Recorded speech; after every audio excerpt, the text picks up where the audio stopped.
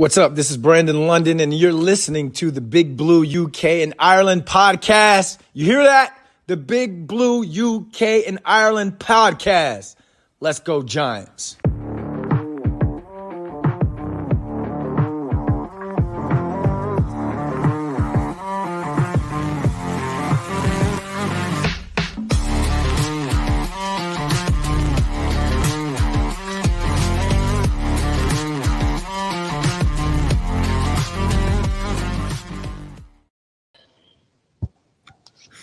Good evening and welcome back, Giants fans, to the latest edition of the Big Blue UK and Ireland podcast. As always, in association with Andy's Man Club.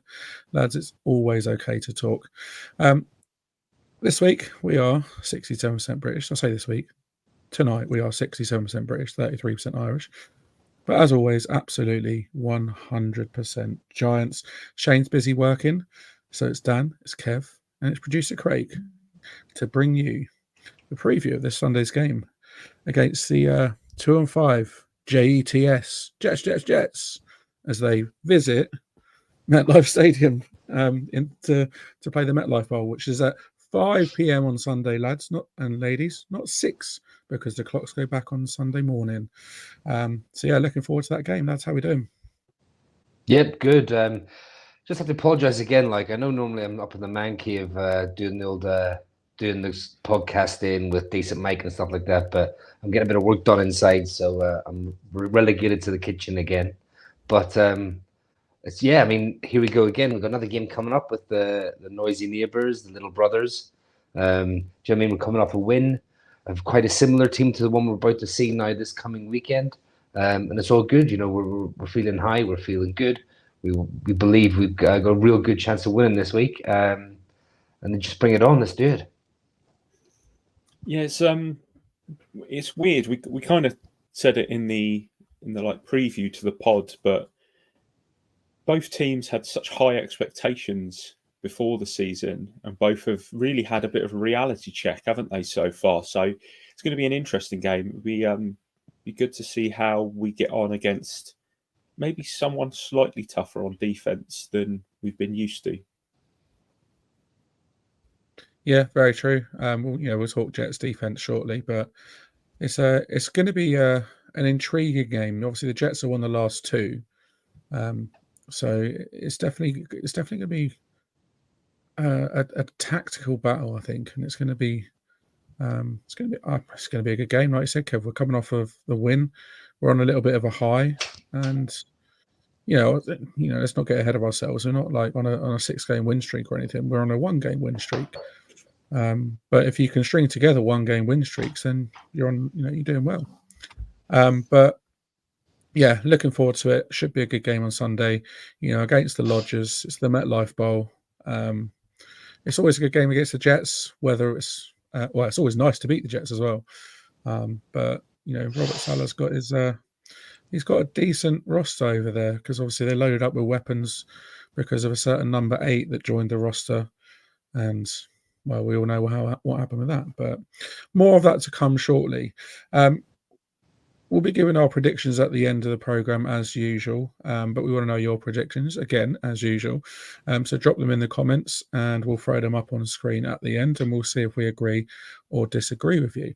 And also with Christmas now less than 2 months away. Yeah, less than 2 months till Christmas. Don't forget to check out usasports.co.uk for all your Giants merch, and use our discount code Big Blue to get yourself 15% off and save some pennies this Christmas, because let's face it, cost of living, it's on everyone's mind. So save some pennies when you can. Big Blue UK, Big Blue at usasports.co.uk for 15% off your Giants merch. Before we get into the Jets game, as our resident Irishman, we thought it was only right, Kev, is there any updates with our trip to Dublin just before Christmas?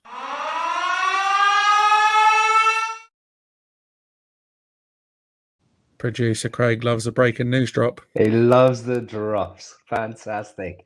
Yes, we can finally announce it now. We kind of alluded to it in the past. We talked about trying to get something in place, but now we can officially say that Big Blue UK and Ireland podcast is going on tour. We're going across the water back to my homeland, back to Ireland.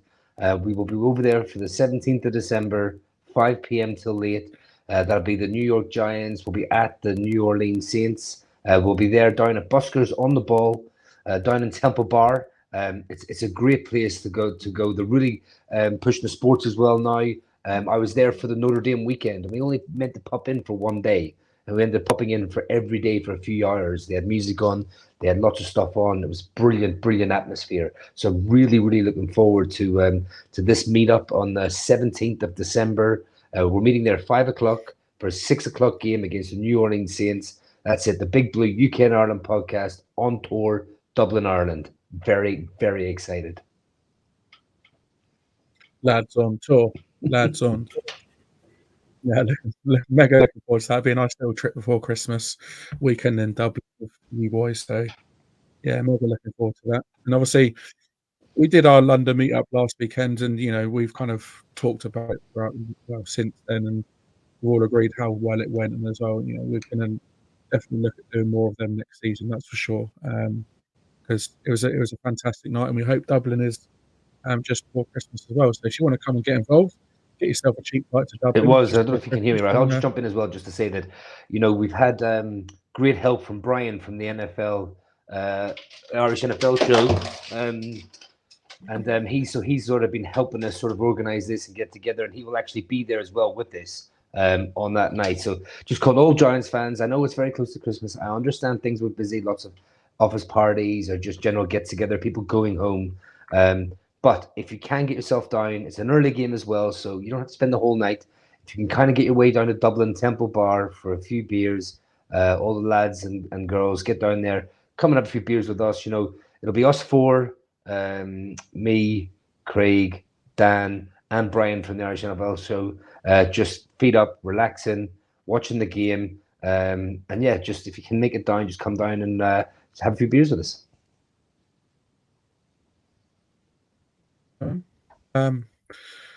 Dublin, here we come. Again, that's less than 2 months away now, so mega looking forward to that. Right, on to week 8 then. Week 8 already. How is it week 8 already? Like, where's the season? We're literally almost at the halfway point now. How? Only seems like yesterday we're in Birmingham for week 1. So, Don't remind me about that game, please. I know. No, the less we're reminded about that, the better. But yeah, week 8. The Aaron Rodgers-less New York Jets, like I said, visit the New York Giants at MetLife to take on the MetLife, playing the MetLife Bowl, as it's sort of commonly known as now. I think the game's quite highly anticipated because obviously we're coming off the back of a win.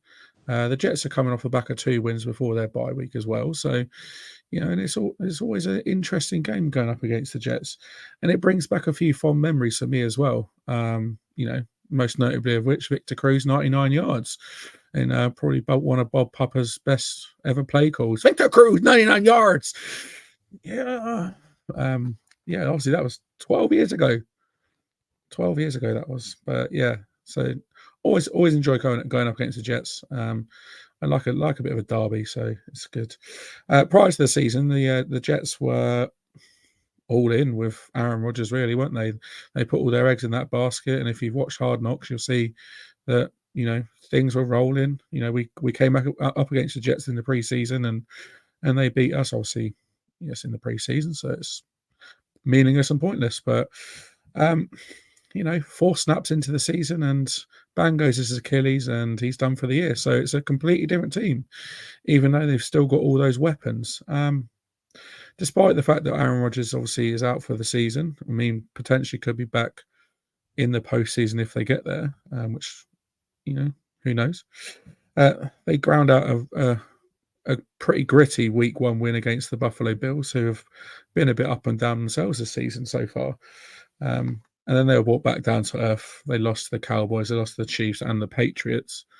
3 games in a row, 3-game losing streak. And then, like I said before the bye, they're sort of riding a 2-game win streak. They beat the Broncos and then they beat the Eagles before they went on the bye. So that was a huge result for them. So, and a very surprising one as well, because, at the time the Eagles were unbeaten.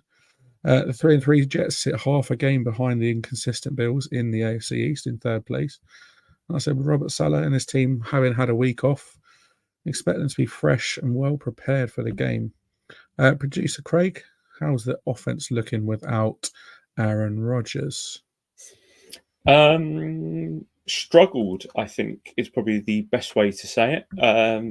As you said, no Aaron Rodgers. They have the much maligned Zach Wilson back under centre, who wasn't exactly thought of fondly last season by the Jets fans. And I don't think they've been enamoured with him so far. But, I think he's managing games better, or has been at least the 2 weeks before the bye. They currently average about 277 yards per game, which is the third least in the league, and less than the Giants, who are averaging 278.4. So small victories, but 1.4 yards per game more. We're taking that. Every yard counts. Exactly. They average a league worst 159.5 yards through the air per game, but a 12th in the league for rushing yards with 117.5. As mentioned before, Zach Wilson back at quarterback. He's completed 110 of the 182 throws he's attempted for a completion percentage of around 60%.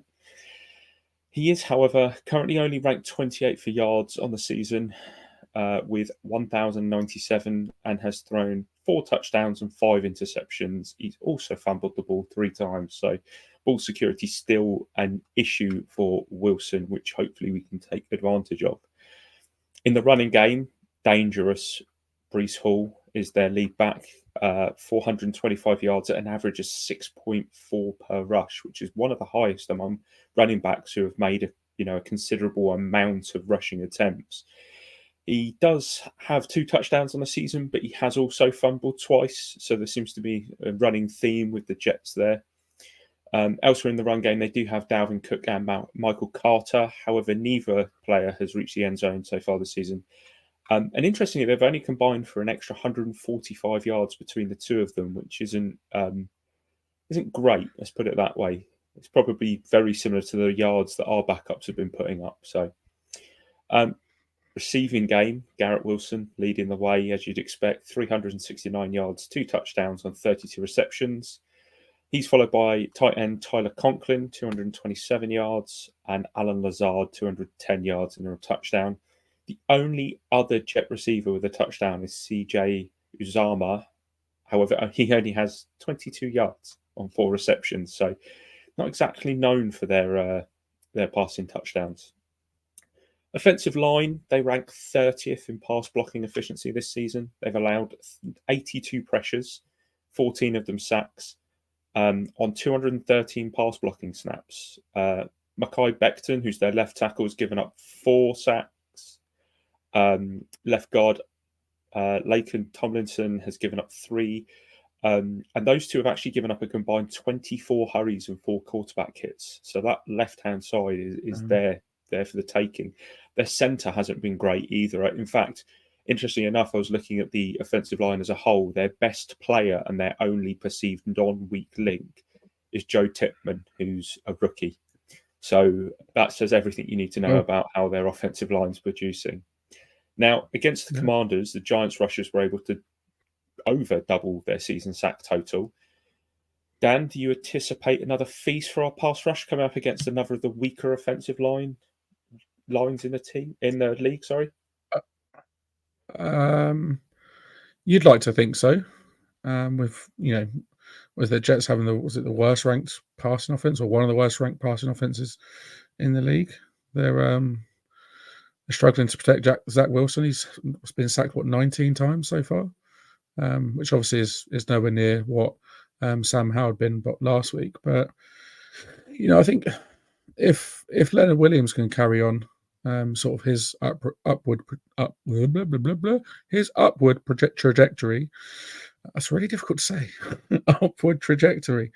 Then I think we could definitely cause some havoc. I think I noticed last week against the Commanders that Big Cat was lining up at sort of at edge on a few snaps, and that was causing a bit of havoc for the Commanders' offensive line. and they didn't know how to deal with it. And we ended up having quite a lot of success with that. So maybe we continue doing that, and Wink mixes things up, and we can get some success through the middle. We can get some success off the edge. Tibbs is exactly big cat revenge game. Tibbs is again, he's on the up. He's improving week in, week out, and he's been extremely disruptive. So, I definitely think we can cause some problems for their offensive line.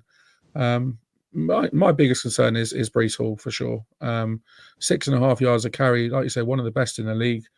And our run D, we'll talk. It's a weak point of ours. So I wouldn't be surprised if the Jets look to sort of establish that run game early on, and limit the amount of dropbacks that Zach Wilson has, because he's averaging less than 200 yards a game through the air. So I think our defense can definitely cause some problems. Our defensive front cause some problems. A few cover zero blitzes thrown in there from Wink, because he went absolutely crazy against the Commanders. I think we can have some success on the pass rush, that's for sure. So Kev, Dex, as Shane said on Tuesday's show, Dex was pretty much at the heart of everything that came about pressure-wise for the Giants. Do you see him taking advantage of that weaker interior and potentially causing issues that can be gobbled up by other players? Yeah, definitely. I mean, just to touch on what Dan was saying, I think this might be a really good game for our run defense to actually step up and show that all the acquisitions made in the off season and training and stuff like that could come to fruition now. I mean, Sexy Dexy is going to absolutely ball out. Right? He's been balling out all season, to be fair, even though he only got his first 2 sacks this past week. But his previous performances have deserved better sack production. But going back to the run, I think Sexy Dexy will disrupt enough in the middle. And I think with Okereke and McFadden getting more of an understanding together, they're being more decisive, they're being quicker, they're seeing things and going. Whereas, Okereke for the first few weeks looked like he was spending a lot of time diagnosing plays before just going, where now I think he's getting more comfortable in Wink's defense, that he is just seeing and going now. And you're starting to see a lot more better run fits from him. So I think with Sexy Dexy sort of boss in the interior, I think we will see better production in the run game. I mean, just talk about the pass rush as well. I mean, I think we needed a game like last week as well, just to give us that kickstart, that kick up the arse to right, let's kick on now. I mean, Kayvon Thibodeau's already passed his tally of 4 sacks last season with 5.5 already this season, and he's been steady throughout it. Not top tier, but he has been steady, given steady production this season. And Big Cat, I mean, he got his first solo sack this week. And that kind of ignited the Giants' defense. You saw what we were like when he got the sack. We were going mental in the bar, weren't we? For the meetup. I mean, everyone was grabbing your jersey, Craig, and lifting it up and giving it the old, this is our guy, this is our guy. And on the block punt as well, that can only add to his confidence. I mean, as Jimmy just pointed out down in the comments as well, this is a revenge game. I mean, he'll want to go out and ball against the team that drafted him 6 overall in the 2015 draft. And then he traded him away for a 3rd round pick to us. So he'll want to go out there and he'll want to show up and show out. I mean, I think just quickly what Dan was saying as well, he was almost lining up as a defensive end. I think with Azeez Ojulari being out, you're going for the 4-man front of Kayvon, Sexy Dexy, A-Rob or Nacho, and then Williams on the other defensive end. I mean, that could kind of be stout against the run. So it will be interesting to see what type of personnel we've got going out there. But you're right, Craig. It all comes down to Big Sexy Dexy and his dancing skills that we may or may have not copied perfectly the other night. Perfectly copied. I mean, I just to add about the run deal. We held what Washington thought was, I think it was 75, 76 yards on the ground. If we can come up big against the Jets run game this week, I think we stand a huge chance of winning this game, because their biggest threat by far is Breece Hall. Like I said. No disrespect to Washington, but their running backs are not in the same ballpark as Breece Hall. exactly. Sorry. I mean, I know that full well, but you know, even if we can limit him to to less than 100 yards, I'd be over the moon with that as a collective team effort. You know, six games, so he's 426 yards over the course of 6 games. So he's lightning quick as well. So yeah, we've got to work cut out for him, that's for sure. But yeah, our defense can have some fun. All right, Kev, let's take a look at the Jets D then. What are they looking like? Yeah, so the Jets defense is highly spoken of around the league. Everyone's been talking about how well they've drafted and stuff, you know, the big names they've kind of got now. But however, statistically, that hasn't really been backed up, to be fair, with the performances on the field. Yes, they faced tougher than average schedule so far. However, they're averaging pretty much identical numbers to the Giants, who are not being regarded in the same class as the Jets. It's funny, just because obviously we're having such a bad season and we're on the downward spiral, they're supposed to be on the upward one, although you've got the same sort of stats there, but they're getting a bit of the love and we're not. But it's neither here nor there. But they are giving up 351 yards per game, with 216 yards of those coming through the air and 135 on the ground. As a comparison, the Giants are giving up 351 per game, 214 through the air, and 137 on the ground. Pressure-wise, Bryce Huff is leading the way with 23 hurries, 8 QB hits, and 3 sacks from the edge, while his interior pal, Quinn Williams, has 20 hurries, 5 QB hits, but no sacks as of yet this year. Quinn's brother Quincy is also having a solid season so far with 6 pressures, 43 tackles, 4 pass breakups, 1 forced fumble, from a linebacker position, which is very, very good, to be fair. In coverage, the Jets seem to be doing a good job. First and second down, but the third down is a bit more of an issue, to be honest. The Jets are averaging 7.5 yards to go on third down, which is tied for 4th best. But they rank on third down stops, allowing conversion of 46.5. Worst of all, the 32% conversion rate allowed on 10 plus yards to go. Sauce Gardner and DJ Reed have now been cleared from the concussion protocol today, so they are expected to play this weekend. But they'll always be touch and go to see how they will fare out throughout the game. So my question is, the first one is, the Giants' offensive struggles still being pretty apparent despite the 2 touchdowns last week. Are we looking at another defense versus defense battle here, Dan? Defense. Yes. I think it's going to be a defensive battle for sure. I can't see it being a shootout. Spoiler alert for my prediction. But the Jets are one on the last 2, like I said, by combined 10 points. So they're close games. This ain't going to be high scoring whatsoever. Our defense is playing really, really well. And the Jets D is pretty solid too. They're ranking 4th in the league in red zone efficiency in terms of touchdowns allowed. So they're really stout in the red zone. So we really need to sort of take advantage of that if we can. But it just screams out low scoring. It's going to be field goals. It's going to be if there's going to be any scores, it's probably either going to be on the ground or it's going to be big plays potentially. But yeah, it's definitely going to be about defense for sure for me.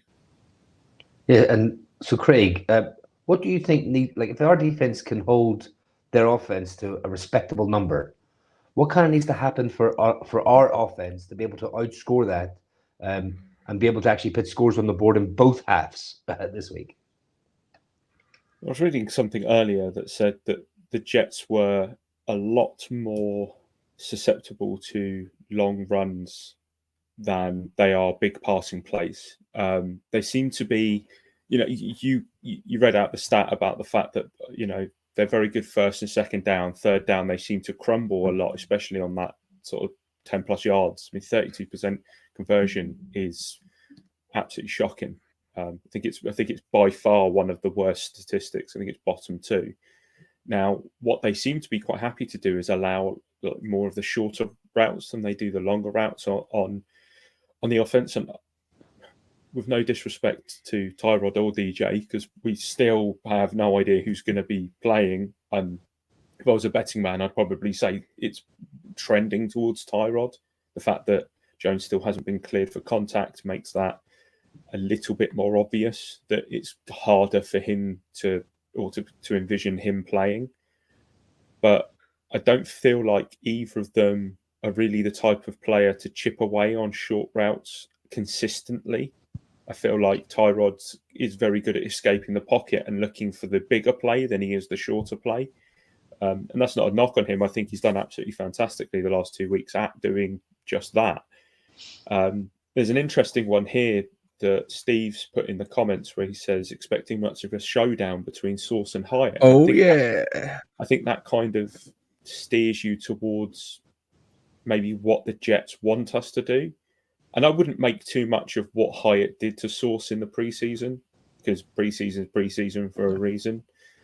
But I would expect there to be an early test for Sauce, but I think you've also got to be quite smart about it, because you don't want to turn the ball over quickly, give them a short field too early. So it has to be the right moment. So yeah, I think we need, if there's a game that we need to establish the run in so far this season, this is the standout one where we need to attack them on the ground. What do you think, Kev, about the Sauce Hyatt thing? Yeah, I mean, I'm just saying Salah, just give us single high coverage. Give us single high coverage, man up Sauce on Hyatt, and just let's go.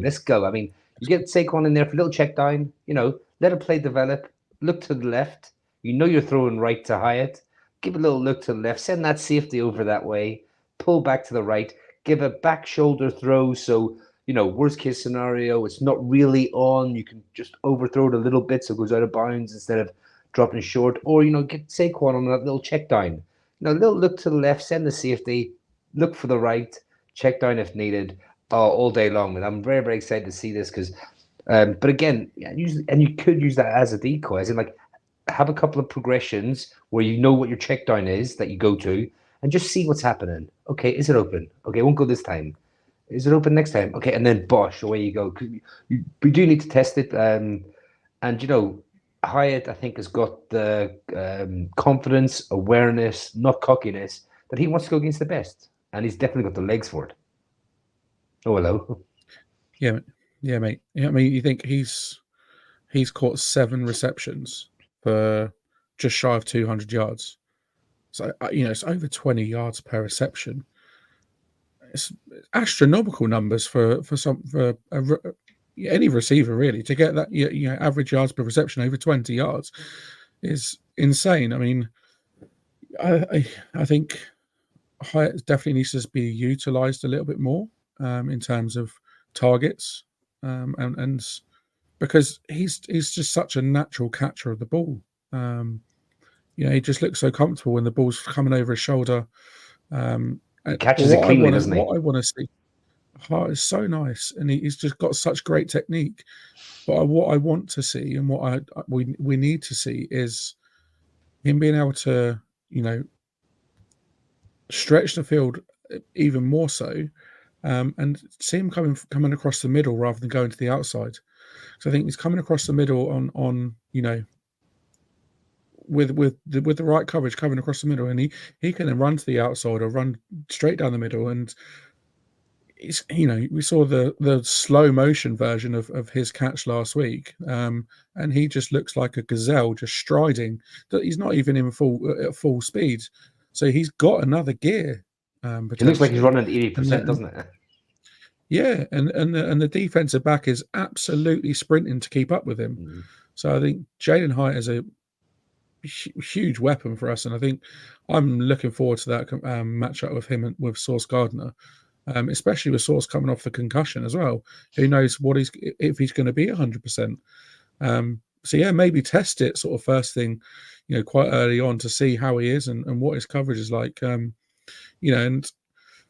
yeah, I'm really looking forward to this game because we've got so much potential on to be able to beat this Jets D. But this Jets D is nothing to laugh at. Nothing to be sort of. We shouldn't be talking about them lightly. They're what, had 13 takeaways so far this season, whereas we've had 6. So double the amount of takeaways. They're in a positive on times of turnover differential as well. So they're doing things right. They're doing things well.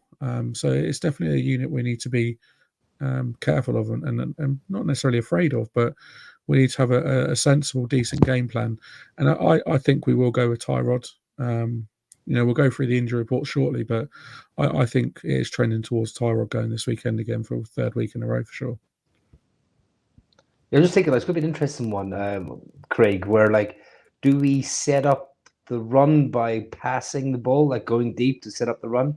Or do we set up the run with Saquon to pull the DBs down to set up the long passing? It will be that chess match that they always talk about. That coaching could be massive in this. I think coaching could be huge in this. And I really want to see, is it time for Kafka to get your big boy pants on now? Yeah, I know exactly what you mean. It's interesting what Dan was just saying about takeaways as well, and how well the Jets defense has done on takeaways, because that was their biggest kind of knock last year. I think that they were in the bottom 5 for takeaways on the season. And it was kind of, everyone was like, well, yeah, they've got a great defense, but they're not turning the ball over. They're not giving their offense a lot of sort of short fields, which is probably hindering Zach Wilson in the long run. So that's definitely one thing to kind of to look upon. Yeah, they're doing well at taking the ball away. Their defense is it's pretty stout. They're only allowing less than 19 points a game as well. So they don't allow a huge amount in the way of points. So it's a very, very even game. Like on paper, you look at some of the stats. The overall defense, overall offense, and we're very, very close in terms of position in the league. So it's going to be a very intriguing game. And you know what? It could come down to special teams. Ooh. It could potentially come down to special teams, It kind of feels, now you've said that, Dan, right? Now you've said that. It kind of feels like if someone gets a kickoff punt return for a touchdown, that could win the game. That could be the difference between these two teams. Massively, yeah. And we know how much we've struggled with special teams, especially with the return game. I mean, we talked about it on Tuesday night about the Washington game. It could be the difference, and it better not come down to special teams, Steve. Yeah, but I'm looking forward to it. It's going to be a good game. It adds an extra wrinkle to it, doesn't it? That's what it does. It kind of makes it adds just another dimension to the chess match that's likely to be played. But I've got to agree with Steve. With McGahee, I'm not exactly enamoured. And who's our new? I can't even remember his bloody name. The new punt returner. Gunner. I'm just going to call him Gunner. Olszewski. Just call him Gunner. Yeah. Yeah, we're just calling him Gunner. Though apparently he did not muff a punt in today's practice, so we are trending upwards. No, and a lot of his ball security issues were on a return rather than actually when the catching of the ball. So the catching the balls on returns has been fine. It's been coughing it up after the return. So yeah, we hope he doesn't do that. Of course we do, but we hope he doesn't muff any punts at all. And it's nice to see that he's not dropped any during practice today.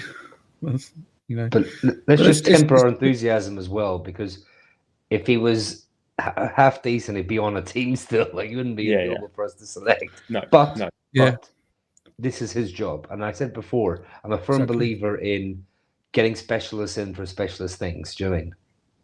Yeah, exactly. Sure. And it's something we needed at the end of the day, because we just, for whatever reason, we've just struggled so much on punt returns. Kick returns are obviously almost redundant now, because they just 95% of them go for a touchback. So it's almost pointless. But yeah, it's the punt return game that we need to really improve in. And McGahee's got a lot of work to do. All right, we've had a few roster moves since the Washington game. Craig, who's in and out? Who's in and who's out? Yep. So as you can see by the fact that the writing is horrifically small on that tweet, there were lots. There were lots of them. 5 different players coming in or going on injured reserve. So firstly, we welcome back running back Jashawn Corbin from the Panthers practice squad. Corbin was on the Giants practice squad last season and was also with the team during the preseason. If I remember correctly, quite a few of us were quite high on him at the end of the preseason and the performances that he put in. So it's nice to see him coming back, and let's hope that he can have more of an impact that Eric Gray has done in the running game. Now, we've then signed veteran edge rusher Justin Hollins to the practice squad as a veteran practice squad signing. Hollins started his career in 2019 with the Broncos, has also played for the Rams, where he won a Super Bowl, and the Packers, where he played 4 games earlier this season.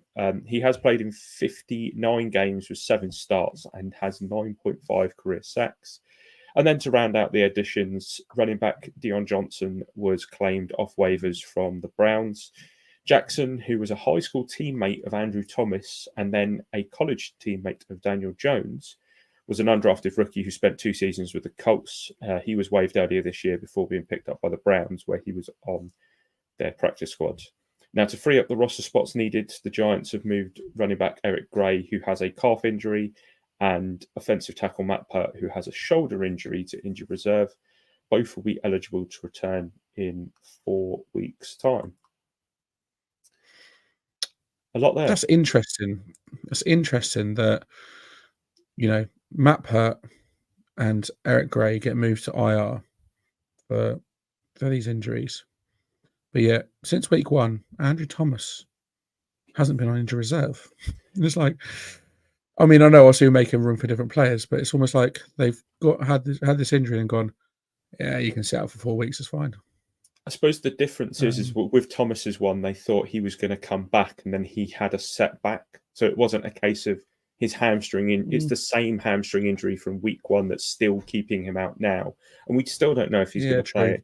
We don't know if he's going to play on Sunday. I mean, I think it's more likely that JMS plays than it is that Thomas plays right now. But and also, it's a little bit different with starters, isn't it? It's like if he could come back in 2 weeks, last thing we want to do is he's fit and ready to go after 2 weeks. He's ineligible because you've made a decision. Whereas when it comes to backups, you can kind of go, what difference does having Gray or Corbin really make to the production of the team going forward? But what does the rest of the season look like for Eric Gray? We've brought in Jashawn Corbin, so it's almost like, okay, Gray beat out Corbin during the preseason, so it's like, well, okay, what's Eric Gray's place on the roster? And also, what does it mean for our mate Gary as well? Both. To be honest, I think Gary might be gone, and I think Gray might be getting a red shirt, essentially a red shirt this season. You still have him under a rookie contract for 3 more years after this. They kind of look at it now, maybe like, okay, we see something, but you need more development. You're not breaking into this. Like we said beforehand, we could guarantee it'd be second choice behind Saquon. Like, he just hasn't made those strides that we were hoping. And if you read a lot of the beat writers and what they're saying about Gray, his biggest weakness that the Giants are not happy with is his pass protection. And that's why he doesn't get the snaps at running back, is because of his pass protection. They know that he could probably break off some big runs, probably better than Breeder can, but Breeder just gives you a little bit more consistency in pass blocking that he's not going to give. I mean, we just mentioned Gary Brightwell there. I guess this might be a good time just to mention the injury report, just while we're talking about that. Because Brightwell, actually, he didn't practice again today with a hamstring injury. Okay. So it seems almost like a matter of time before Brightwell potentially goes on IR. Dexter Lawrence didn't practice today, but fret not, people. He was given a veteran rest day. He is fine. Really, really can't stress enough that Dexter Lawrence is okay. Limited. Don't give me a heart attack. Don't give me a heart attack. Limited, we've got Barkley with an elbow injury. Adoree Jackson still suffering with a neck injury, as is Daniel Jones. Daniel Jones is being listed as limited because he is out there throwing the ball, but he is not cleared for contact, so he's not really doing anything. We've got Evan Neal with his ankle injury. This week. No. Evan Neal still has his ankle injury, but he's been limited. Wan'Dale Robinson knee, as I've already mentioned before on many a pod. Wan'Dale Robinson will be on every injury report for the rest of the season with a knee injury because he had an ACL tear. John Michael Schmitz was limited with his shoulder injury. Kayvon Thibodeau with a knee injury. Andrew Thomas with a hamstring, and Darren Waller with hamstring. It almost reads like a complete menu, doesn't it? Of just player after player after player. Evening, Sal. Just a quick hello, boys. Hello, mate. It's a long injury list. Not gonna It's lie. a hell of an injury. Is it me, or does it just never get any better? No. We changed the turf. We changed regimes. We changed different way we practice. We changed everything. And we're still pretty much, I would guess to say, top 5, at least top 10 injury like every single year now. So I'm not sure how. Craig, you mentioned. Sorry, I'm not sure how legitimate this guy is. Apparently, he's a doctor, but Steve has just sent us a DM with Dr. Jesse Morse, who's kind of given a breakdown on it, and he said just because the pain has improved and he has a full range of motion does not mean the ligaments are strong enough to handle being hit or any whiplash-like movements. And this guy's saying he does not see this improving without surgery or stem cell injections. If when he returns, he will be very high risk for re-injury. Now, like I said, no idea how legitimate that is. We're just reading Twitter. Twitter is a cesspit, as we well know, and anyone can say anything. But this was kind of tagged into a New York Revival thread. So, we love the Revival boys. So, potentially gives it a little bit of legitimacy. But take it with a pinch of salt. But interesting. Steve is also saying we might have to start doing an under-over with the injury report. Under-over 12. We are hearing that JMS it looks like he has a good chance to play this weekend, though. I think that would help. Where's Thomas? How far is Thomas away, do you think? I don't know. A lot of people are saying that Thomas is looking better, and every time Dayball speaks, he's like, okay, he's progressing. But I suppose it's just like, where do you risk him? Do you risk him kind of thing? Worst case scenario, Pugh continues at left tackle, probably Bredesen next to him. Sort of he shifts out from JMS, Glowinski at right guard, and then Tyree Phillips or Evan Neal, depending on whether Evan Neal can go at right tackle. So it's. I just think getting Thomas back and JMS back would be huge for this offensive line. And we've got a run of games coming up that are winnable as well, which is why you kind of want them now to try and get the season back on track a bit. Yeah, absolutely. You don't rush them, obviously. No, because obviously, if we win this game, we're one game off 500, and 2-game win streak. Go up against the Raiders next week. We could potentially sort of by the end of week 9 could be back with a 500 record. It's weirdly we're only 2.5 games outside of the playoffs. Exactly. Which is just, I don't know if that's. Is it 2.5 or 1.5? I thought it was 2.5, but I could be wrong. I think it was 1.5, and then Vikings went and won a game they shouldn't have won. Oh yeah, they beat Niners, didn't they? Yeah. Yeah. So So we could potentially be 4 and 5 in 2 weeks' time, or we could be 2 and 7 in 2 weeks' time. So, and that's why it comes down to this kind of game now. Thomas, I think this is a game we have to win massively. If we want to, it's a game we could win. It's a game we can win.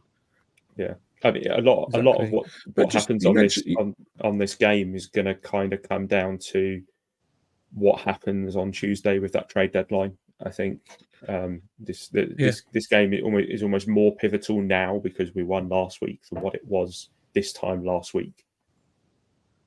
Exactly. Most important game's always the next week with the Raiders. Mm-hmm. Exactly. Next week with the Raiders, don't know what Jimmy G's looking like, so he could be up against Brian Hoyer, who's still never won a game starting as a quarterback in the NFL. So there's always a first time for something, right? No, but there's two opportunities. We have two real opportunities now to turn our season around and make it not right. We're not going to go all the way, but it makes it salvageable so we can get behind the team and get a bit of self-respect back, which would be nice. Yeah, exactly. Because then we go into a string of games. So we've got 2 divisional games after that with the Cowboys and the Commanders both on the road before we head over the pond to New York. But just wanted to. You said about Joe Tippmann. Obviously, he's been the sort of one bright spark on the Jets' offensive line. Craig, didn't practice yesterday, according to the Jets injury report. No, so I did see that's that. interesting as well. So who knows what's going on with him? So what have the Giants got to do to win then?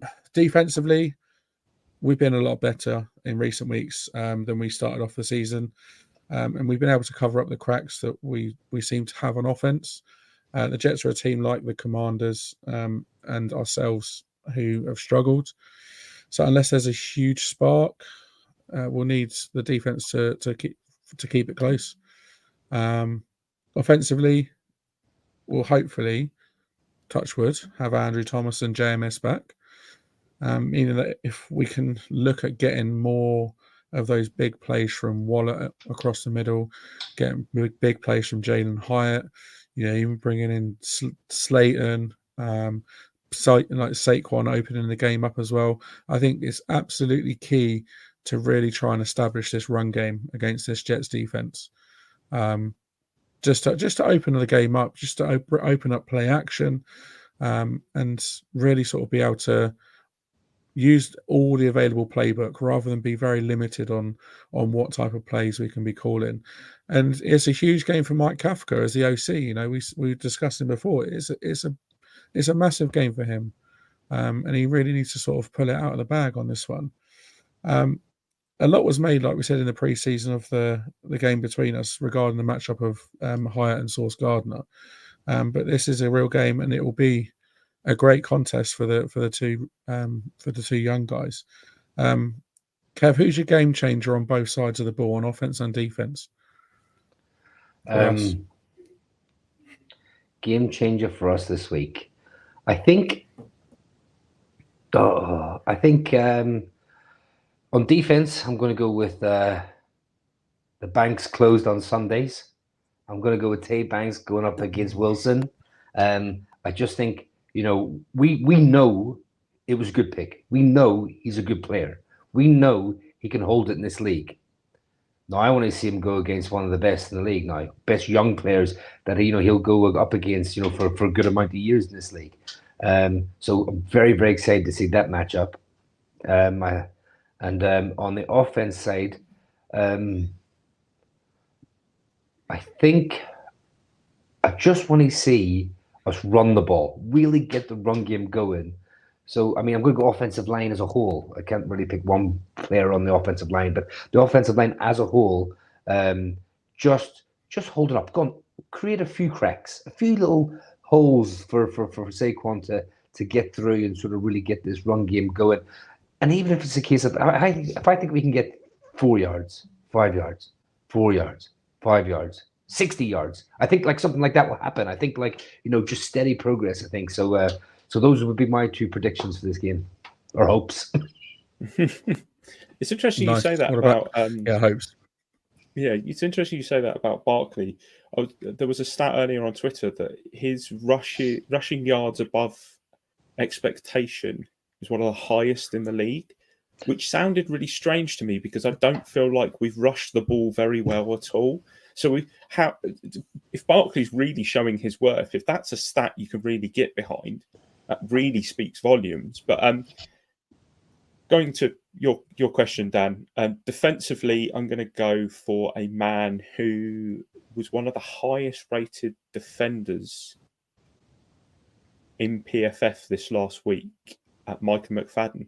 I feel like he is quietly having a really nice season next to Bobby. And Bobby kind of takes all of the plaudits because he leads in numbers and he's had all the pass deflections that have led to interceptions and forced fumbles. And Bobby just seems to be everywhere. But McFadden's having a sneaky good season next to him. And I just feel like those two have really solidified what was essentially our weakest positional group last season. So that's my defensive. On the offensive side, I'm going to go with Waller. I feel like his big body kind of shift the defender away from the ball, make sure you make the contested catches could be a real difference here. And if you go back to the touchdown last weekend, the throw from Tyrod was amazing, but it was still kind of back shoulder, and Waller had a lot to do there to make sure that he corralled it in. Equaled Kenny Galladay's touchdown total, because I know a lot of people were starting to get worried that we had another one on our hands. Not a chance. I'm just putting that out there. No. But I feel like Waller could have a real big game here and really kind of take advantage if Kev's kind of prediction of the running game really gets going. Yeah, massively. It's interesting you said about that run game, getting that 2 yards, 3 yards, 4 yards. People complain about, running on first down, second down, but it then opens everything up. If you're on third and 4, third and 5, your playbook's wide open. If you pass the ball first down, pass the ball second down, you're then on third and long, the playbook's a lot narrower. So yeah, it makes a big difference. I mean, I can't look any further than on offense than 2-6.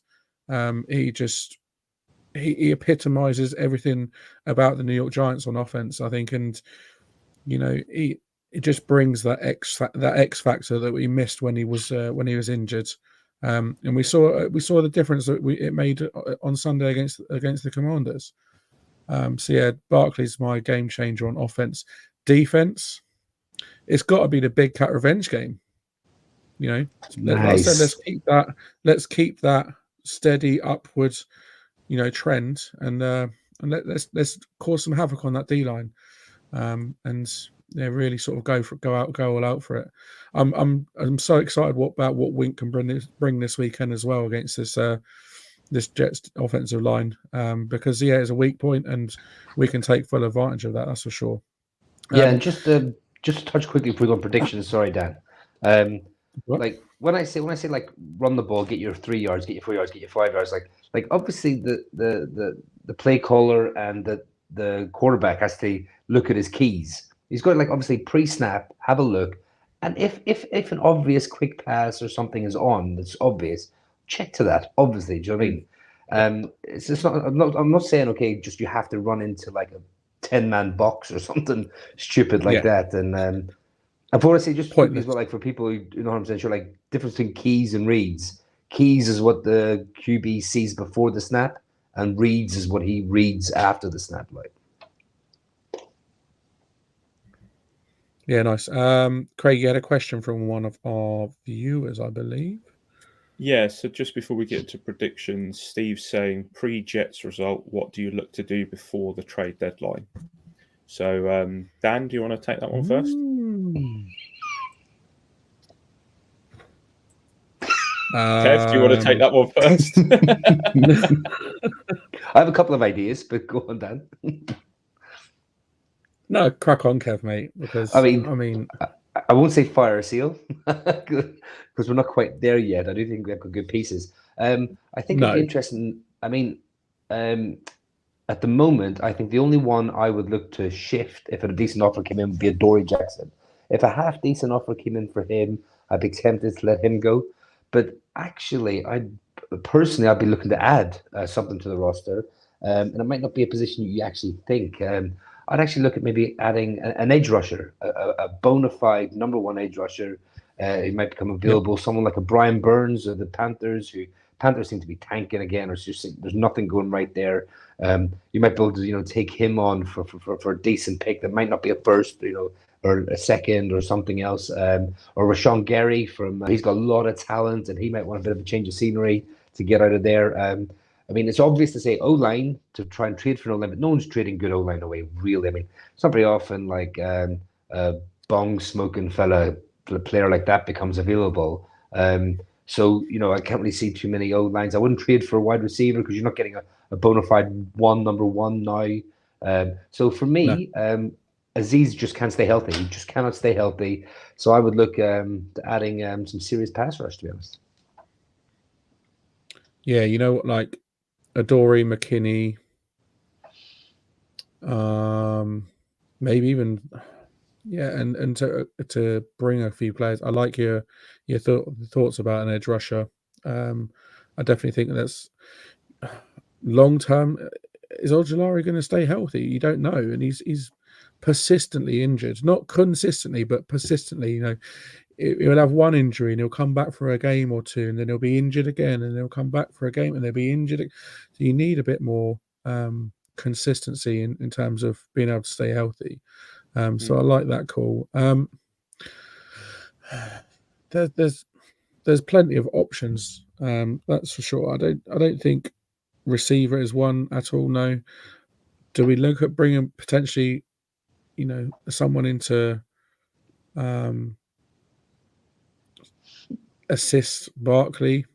Breeder is Breeder, but he doesn't set the world alight. But I can't see anything there happening. I don't know. I would rather be able to get rid of Adoree, get rid of McKinney, and get some picks for those guys, and see where we are then. I think, Jamie, acquire picks.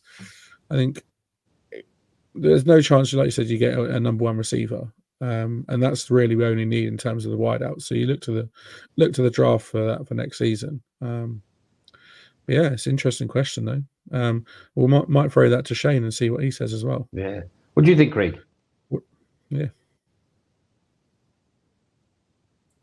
I muted my mic so I could have a look at Twitter and then decided not to unmute my mic. So interesting you say about that. There was something I saw earlier that kind of just played on my mind when I saw that picture from Steve, so I had to find it. Patricia Traynor earlier said per over the cap, the Giants have 1.3, just under 1.4, 1.394 million of cap space left, which is last in the league and not enough to get them through the rest of the season, which means that they could be looking in earnest to move someone with a big salary.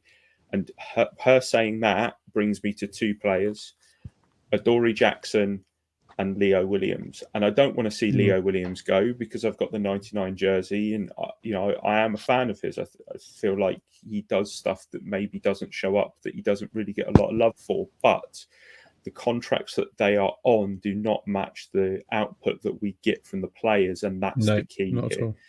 The only issue that we're going to have is the fact that because they're on those big contracts, one, you're going to eat some of it. So there's going to be dead cap. You're going to have to, in the same way that, who was it recently who had to eat? Was it for Brian Burns? They had to, I can't remember. Was it the Broncos? The Broncos had to eat some cap space to try and get rid of Frank Clark, was it? A lot of people do now at the moment. A lot of people eat a lot out of cap. So I've got a feeling we're probably going to end up eating some cap with one of those two if we get rid of them. And to couple with that, neither of them are young. Neither of them are just over that rookie contract. So you're probably looking at at most, if we're being generous, a fourth, maybe a fifth. Day three pick, yeah. Yeah, day three pick. Yeah. So I think the only way that we're going to get a pick that's going to be on day two is if you're looking at someone like Barkley, which isn't going to happen. Joe Shea and Dave have both already said that that's not going to happen. And X, he ain't going anywhere. And X is probably the only other one because of the fact that he's coming towards, he's going to be looking for a contract at the end of this season, and he's still young enough that we could potentially still get something for him. But again, I don't see you trading away a young key part of a defense that's not only that, but he's a leader in the locker room. So, and also, who do you replace him with? I mean, you could get some snaps out of Nacho and Ashawn for Leo, and obviously Trey Hawkins would come in for Adoree. But who would you feel comfortable enough to replace X on a full-time basis would be my worry. Exactly. Yeah. You're looking at Belton. Yeah. That's it. I mean, Belton's been okay when he's come in. Again, he's not set the world alight, but it's big shoes to fill at the end of the day because McKinney's a good player. But yeah, I think I wouldn't be surprised if Big Cat goes. In all honesty, like you said, it brings Ashawn into the game. It brings Nacho into the game. Potentially, then could then look to pick up, like you said, Kev, another edge rusher that isn't on as much money. So yeah, there's plenty of options, and trade deadline is not far away. Dark horse for trade deadline, Paris Campbell. Yeah, because he's not doing anything, so we won't get much for him. But we might not. That'd be one of those 6-7 pick swaps. What did we give for him? I can't remember. Nothing. He was a free agent. Free agent, yeah. Oh, okay, yeah. Yeah, I mean, he started off okay, but he's just tailed off and is not used. No, it hasn't been used for the last 2 weeks, really, has he? No. As you can see on screen, it's time for predictions. As usual, I'm up first. Last season, the Jets lost 7 of their last 8 games after the bye week and have trailed at halftime in all 6 of their games so far. Although they've won 3 of them, obviously. We need to play a more consistent game across both halves and continue the success we had offensively in the first half against the Commanders into the second half this week. And also play consistent defense as well. We held Washington, who are averaging more than 20 points a game last week, to 7. And I think we can limit the Jets, who are averaging less than 20 points a game, to a decent number as well. I think whether if Andrew Thomas returns, I think it's more likely that the Giants would win. If he doesn't return, it's up in the air. But I still think for the second time this season, we score more than 20 this week. Giants win 23-17. Shane is up next, and believe it or not, Shane is back on the Giants train. He's gone for a 17-14 Giants win. Again, relatively low scoring. Craig, you're up next. Prediction. I mean, I feel like I'm going to dizzy heights with a 24-17, knowing full well what we're like at offense. But you can see by our predictions we're kind of in the same ballpark here, and we're not expecting this to be anything massive. I don't know what the over/under is for total points scored, but I can't imagine it's very, very much this week. I know that the spread is still -3 for the Jets favoured. So while Dan looks that up, Kev, do you want to round us out? Yeah, so I'm going for a Giants win, 24-20. Hard-fought win. And I think the Jets will have the ball in hand, needing to go full length of the field. Field goal won't do it. Needing a touchdown. And I'm calling out the big boy Xavier McKinney will get a pick to end the game and secure the Giants win. I just noticed, a very, very good friend of mine, he's a big Jets fan, and I actually asked him for his prediction, and he's actually given it as a 24-21 Jets win, and he thinks we will get 2 touchdowns from our defense or from turnovers from very short fields, because he thinks their defense is so good, but he really doesn't trust their offense at all. So their defense is good in the red zone, so So we do have a few listener predictions. Listeners, yeah. So listeners, watchers. Yeah, so 23-20 Giants from Jamie, 21-10 G-Men from Steve and Keith. Evening, Be Keith. Happy with that. Keith has gone for a 20-13 win for the Giants. So all very similar. Close. Yeah, all very similar to what we're predicting. But obviously low score, completely biased from every single person on here, including ourselves, that we're going for that Giants win. Absolutely. Interestingly, over under is currently at 36.5. Steve, get onto him, mate. Come on, sort him out. So what was that? Sorry, 36.5. 36.5 at the moment for the over/under. The spread is still 3 points in favour of the Jets, and the Jets are favourite on the money line as well. Which it doesn't surprise me that the Jets are favourite. They've got the better record. They're coming off a bye week, so big win. No surprises there. Let's go and upset the books, Let's go and upset the bookies and get that win. Absolutely. Unfortunately, that is all we've got time for this week. However, we'll be back next week, next Tuesday, to review the game as Craig and Shane. Myself and Kev aren't around, so Craig and Shane are going to be joined by Keith Burton from the New York Giants Fans UK group, fresh off his appearance at the meetup last weekend. We thought we'd invite him on and get his thoughts on that and on the game from the weekend itself. Usual time, 8:30 p.m. So make sure you join us then. For those that are watching in the US, it will be let me work this out. 3:30 Eastern. 4:30 p.m. 3:30 Eastern or 4:30 Eastern? 4:30 Eastern this week. Of the time difference. Because of the time difference, because the clocks go back here this weekend. 4:30 Eastern next week for you guys in the US. Anything else to add before we go, guys? No, just really good chatting to you boys. Like I said, I love these therapy sessions. Let's get on this. We've got a win in front of us. Let's go get it. One of the lads earlier, I think it was Jamie, said play fundamental football.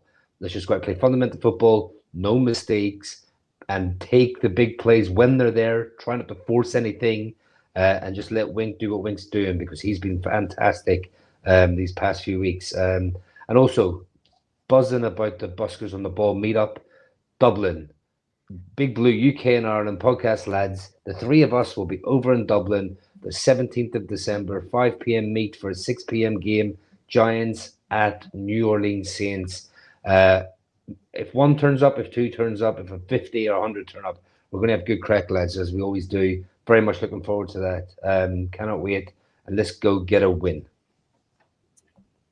Yeah, and just to kind of hijack the Buskers on the Ball bit and kind of revert it to next month, which is obviously when we're in New York.